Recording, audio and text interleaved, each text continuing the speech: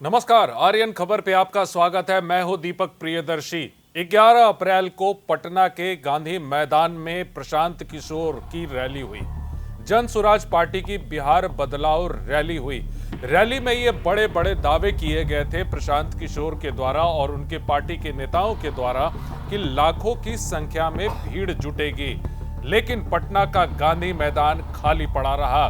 जो कुर्सियां लगाई गई थी, तकरीबन 1 लाख से अधिक कुर्सियां लगाई गई थी, वो कुर्सियां खाली दिखी और रैली को फ्लॉप बता दिया गया।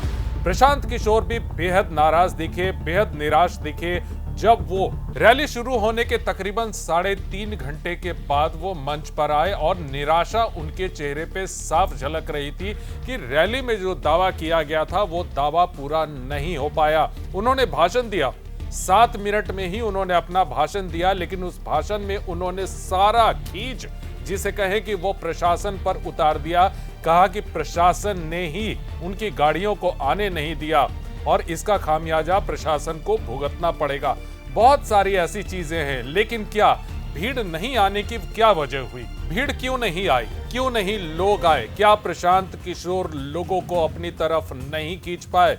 जो जातीय समीकरण, जो जातीय खेल बिहार की राजनीति में होता है, उस खेल को क्या प्रशांत किशोर नहीं समझ पाए? क्योंकि उनके विरोधी अब उन्हें नौसिखिए करार दे रहे हैं। उन्हें यह कह रहे हैं कि उन्हें अभी राजनीति सीखनी चाहिए। क्या राजनीति के मंच पर या राजनीति के मैदान में इतने बड़े रणनीतिकार रहे प्रशांत किशोर? क्या खुद एक नेता के रूप में, एक राजनेता के रूप में बिहार के उस तिलिस्म को नहीं तोड़ पाए जिस तिलिस्म के खेल के सबसे बड़े माहिर खिलाड़ी लालू प्रसाद यादव और नीतीश कुमार समझे जाते हैं? क्या है इसके पीछे की कहानी? इसी पर आज की है हमारी रिपोर्ट। बिहार में प्रशांत किशोर की गिनती बड़े राजनीतिक खिलाड़ी के रूप में हो रही है। इसके कारण इनकी बिहार बदलाव रैली को सुपर हिट समझा जा रहा था, लेकिन हो गया इसके ठीक उल्टा। ऐसे में सवाल यह है कि आखिर प्रशांत किशोर की रैली क्यों फ्लॉप हुई? दरअसल जन स्वराज ने दावा किया था कि गांधी मैदान में 3 से 4 लाख लोग आएंगे, लेकिन शाम के 6 बजे जब पीके मंच पर आए तो भीड़ उम्मीद से बहुत कम थी। प्रशांत किशोर ने इसके लिए प्रशासन को जिम्मेदार ठहराया।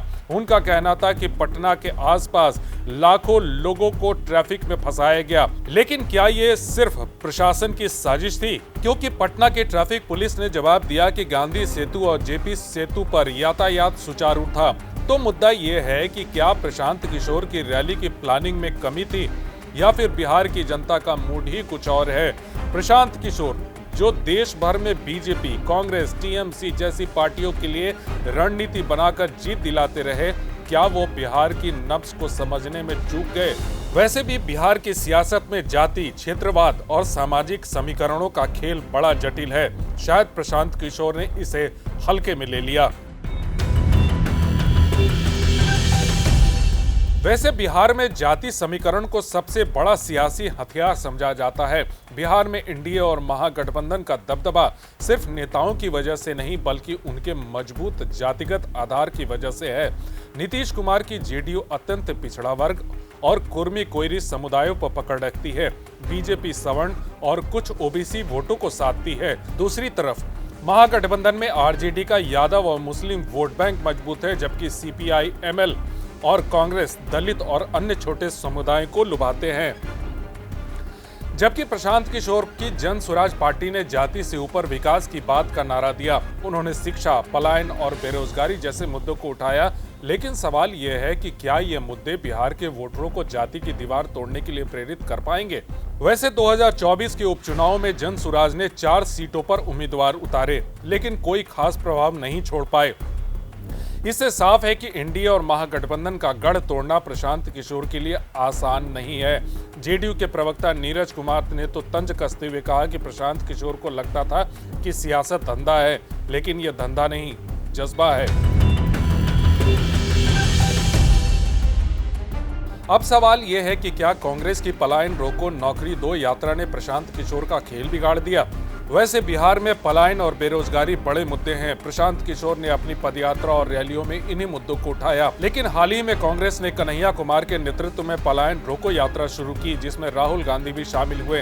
कांग्रेस ने इस यात्रा से खासकर युवाओं को और बेरोजगारों को टारगेट किया। वहीं बेगूसराय और पटना में इस यात्रा में अच्छी खासी भीड़ देखी गई। प्रशांत किशोर भी युवाओं और बदलाव चाहने वालों को अपनी तरफ खींचना चाहते हैं, लेकिन कांग्रेस का ये दांव क्या जन सुराज के लिए खतरा बन गया? कुछ विश्लेषकों का मानना है कि कांग्रेस महागठबंधन के साथ मिलकर इन मुद्दों पर पहले से मजबूत पकड़ रखती है। ऐसे में प्रशांत किशोर का नया विकल्प का नारा शायद उतना असर नहीं कर पाया। प्रशांत किशोर के सामने एक बड़ी मुश्किल यह है कि पिछले 2 दशकों से बिहार में चुनावी मुकाबला एनडीए और महागठबंधन के बीच होता रहा है। बिहार की सियासत में तीसरे मोर्चे की कोशिश पहले भी हो चुकी है। पुष्पम प्रिया चौधरी की पार्टी हो या AIMIM या फिर कुशवाहा हो, कोई भी इसमें सफल नहीं हो सके। ऐसे में प्रशांत किशोर के लिए तीसरा मोर्चा बनाना आसान नहीं दिख रहा। हालांकि प्रशांत किशोर का दावा है कि बिहार की 50% जनता बदलाव चाहती है, लेकिन क्या यह बदलाव जन सुराज की शक्ल में होगा? वैसे भी बिहार बदलाव रैली में कम भीड़ ने सवाल उठा दिया कि शायद जनता ने प्रशांत किशोर को अभी पूरी तरह स्वीकार नहीं किया है। ये वही प्रशांत किशोर हैं जो कुछ समय पहले ये कहते हुए नजर आए कि अगर जन सुराज को 125 सीटों पर जीत मिलती है तो भी वे इसे अपनी हार समझेंगे। लेकिन बिहार बदलाव रैली से प्रशांत किशोर के दावों पर ग्रहण लगता दिख रहा है। कुछ एक्स पोस्ट पर इसे सीधे सीधे मोए मोए पल तक करार दिया। हालांकि प्रशांत किशोर ने हार नहीं मानी है। उन्होंने अगले 10 दिनों में नई बिहार बदलाव यात्रा शुरू करने का ऐलान किया है। लेकिन सवाल यह है कि क्या प्रशांत किशोर का यह जुनून बिहार में तीसरे मोर्चे को जन्म दे पाएगा, या फिर बिहार की जनता नीतीश और तेजस्वी के बीच ही अपनी पसंद चुन लेगी? इस रैली को देखकर ऐसे सवाल उठ रहे हैं कि क्या बिहार की जनता ने प्रशांत किशोर को चुनावी रेस से बाहर कर दिया? हालांकि अभी कहना जल्दबाजी होगी, क्योंकि प्रशांत किशोर की रणनीति हमेशा लंबी रेस की रही है। 2024 में उनकी पार्टी ने उपचुनाव में हिस्सा लिया। भले ही नतीजे उनके पक्ष में नहीं थे, लेकिन 2025 के विधानसभा चुनाव में वो सभी 243 सीटों पर चुनाव लड़ने का दावा कर रहे हैं। वैसे भी बिहार की सियासत में संगठन और पैसा भी बड़ा रोल निभाता है। एनडीए और महागठबंधन के पास मजबूत कैडर और फंडिंग है। वैसे प्रशांत किशोर भी इस मामले में ज्यादा पीछे नहीं है, लेकिन जन सुराज को अभी अपना आधार मजबूत करना होगा। अगर प्रशांत किशोर युवाओं और मध्यम वर्ग को अपनी तरफ खींच पाए तो वो वोट कटवा से आगे बढ़ सकते हैं, लेकिन अगर रैली जैसी शुरुआत हुई तो शायद उनकी राह मुश्किल होगी।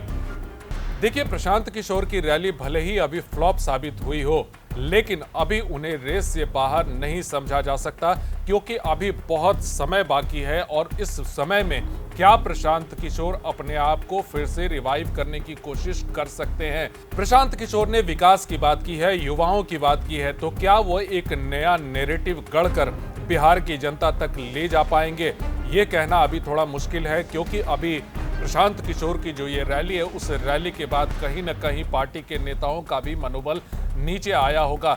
लेकिन जिस तरह से उन्होंने अगले 10 दिन में यात्रा शुरू करने की बात कही है, देखना है कि उसका प्रभाव कितना पड़ता है, क्योंकि उसके बाद ही यह देखना होगा कि प्रशांत किशोर का राजनीतिक भविष्य कितना होगा।